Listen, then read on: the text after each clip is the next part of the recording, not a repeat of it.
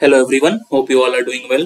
So today we are going to do the next question of our agriculture optional answer writing practice series.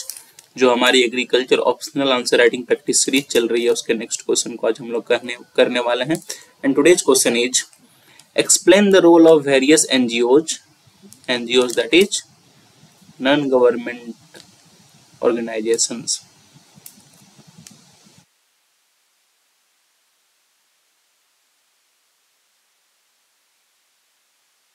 NGOs in agriculture extension and socio-economic upliftment of landless agriculture laborers.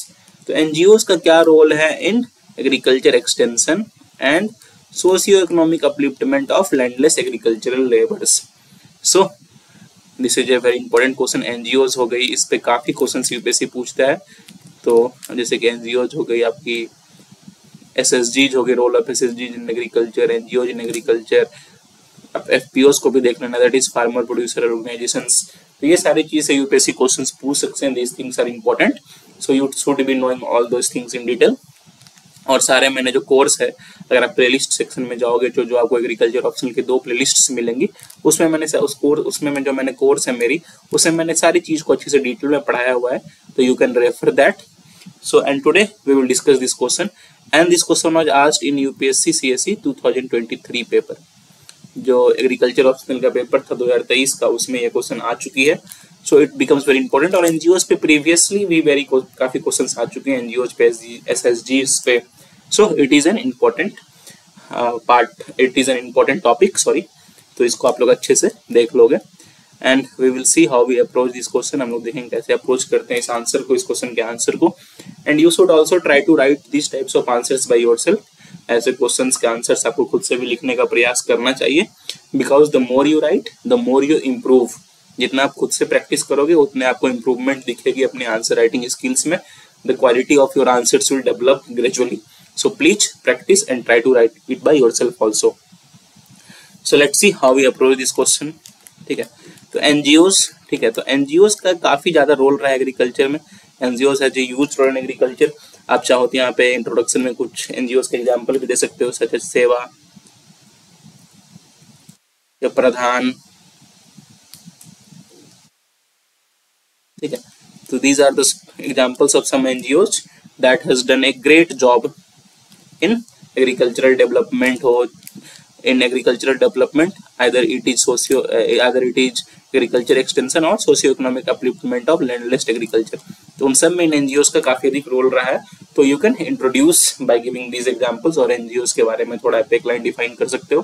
ठीक है, so now let's move to the body, that is the role of NGOs. NGOs की क्या role है in agricultural development, और you can say in agriculture extension and socio-economic upliftment of landless agricultural laborers. So let's discuss it.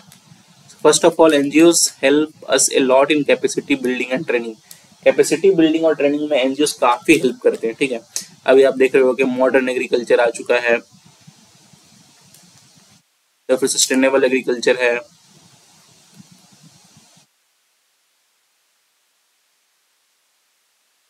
और you can से कि काफी सारे technologies आ चुके हैं. सो यूज ऑफ दिस टेक्नोलॉजीज, तो ये सारी क्या है, एनजीओस ट्रेन करती है फार्मर्स को या फिर लैंडलेस लेबरर्स जो भी है उन सबको ट्रेन करती है एनजीओस, ताकि वो उन टेक्नोलॉजीज का यूज कर सकते हैं. इन मॉडर्न एग्रीकल्चर प्रैक्टिसेस के बारे में वो जान सकते हैं. They get to know this types of practices and they can use in their farming methods. So इससे उनको काफी डेवलपमेंट होगा. तो कैपेसिटी बिल्डिंग एंड ट्रेनिंग में एनजीओस का काफी बड़ा रोल है. रिसोर्सेज को काफी अच्छे से अवेलेबल कराते हैं, access to resources, for example credit हो गई, या फिर इनपुट्स हो गया, इनपुट सच एज सीड्स, और यू कैन से फर्टिलाइजर्स, और यू कैन से इरिगेशन के लिए इक्विपमेंट्स वगैरह, और some kind of machinery, agricultural machinery such as tractors, harvesters etcetera. तो इन सब को जो है अच्छे से एनजीओ एक्सेस कराता है, क्योंकि देखिए एक गरीब किसान के पास, एक लैंडलेस लेबर के पास ये सारी अवेलेबिलिटीज होती नहीं है. तो NGO make this things available to them so that they can benefit themselves. तो ये सारी चीज को एनजीओ काफी अच्छे से अवेलेबल कराता है. Access to resources, it is the one of the major parts of NGOs and how this is how NGOs help agricultural development. Marketed linkages में काफी हेल्प करता है एनजीओस, स्पेशली जो भी डिजिटल मार्केटिंग का टाइम आ गया है उसमें भी एनजीओस फार्मर्स की काफी हेल्प करता है.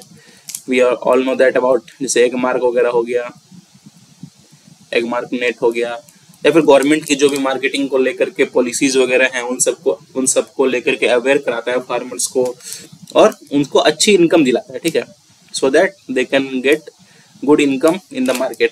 या मार्केट इन्फॉर्मेशन के बारे में बताता है कि मार्केट इन्फॉर्मेशन में जैसे कि अभी क्या क्रॉप्स की रेट चल रही है, किन क्रॉप्स की प्राइसेस किन सीजन्स में दिख रहेगी, so that farmer can plan there crops. ठीक है, कैसे हार्वेस्ट करना है, किसको लगाना है, वो सब अच्छे से फार्मर्स और लैंडलेस लेबर्स वो सब अच्छे से उसको प्लान कर सकें. तो इसमें एनजीओस का बड़ा रोल है. वुमेन एम्पावरमेंट में एनजीओस का काफी बड़ा रोल है.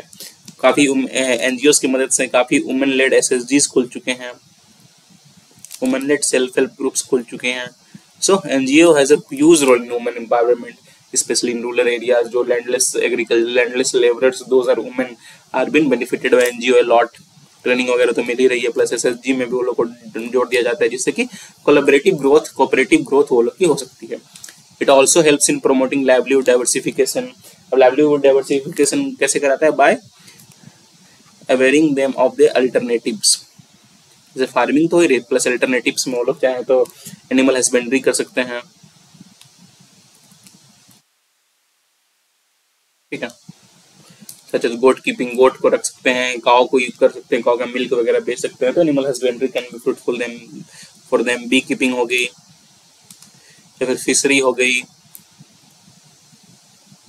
तो ये सब अल्टरनेटिव्स के बारे में एनजीओ जो है फार्मर्स को एम्पावर करते हैं कि वो सब इन अल्टरनेटिव्स का यूज करके जो है अपने इनकम को डाइवर्सिफाई कर सके, अपने लाइवलीहुड को डाइवर्सिफाई कर सके और रिस्क जो है उनकी कम हो सके एग्रीकल्चर में. जानते हैं भी किस तरह से क्लाइमेट चेंजेस हो रहे हैं, किस तरह से मानसून की पैटर्न बदल रही है.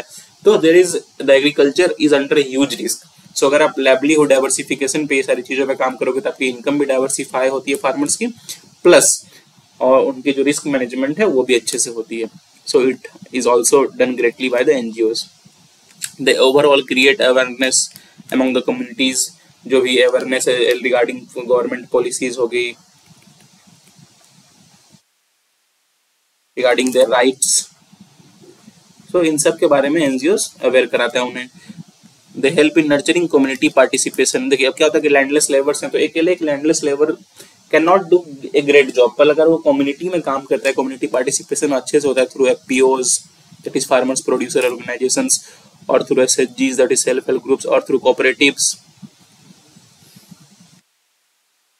तो अगर वो कम्युनिटी मैनेजमेंट कम्युनिटी पार्टिसिपेशन अच्छे से करता है तो इससे क्या होता है ओवरऑल कम्युनिटी की डेवलपमेंट होती है. Overall community development can be seen. So NGO has a great role here. They also help in evaluation and monitoring of development. अब क्या होता है देखो जो भी एनजीओ काम कर रही है तो उसको मॉनिटर भी करती है कि जैसे अगर कोई एक सीड्स प्रोवाइड कर रही है एनजीओ फॉर एग्जांपल, ठीक है, तो मॉनिटर भी करती है कि ये सीड्स से अच्छा प्रोडक्शन हो रहा है या नहीं.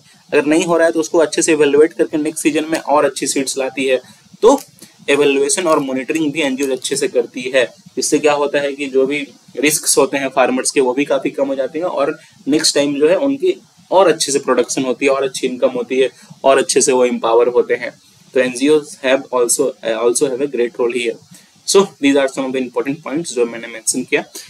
ठीक है, और भी काफी पॉइंट्स हो सकते हैं. मुझे एक आंसर राइटिंग के हिसाब से 7-8 पॉइंट जो इम्पोर्टेंट थे मैंने लिख दिए. और भी जो पॉइंट्स आपको लग रहे हैं काफी इनलेस पॉइंट्स ऑफ एनजीओज, तो आपको जो भी इंपॉर्टेंट पॉइंट्स लगे आपको कमेंट करके बताएं और अपने आंसर्स में भी उन पॉइंट्स को इंक्लूड करें.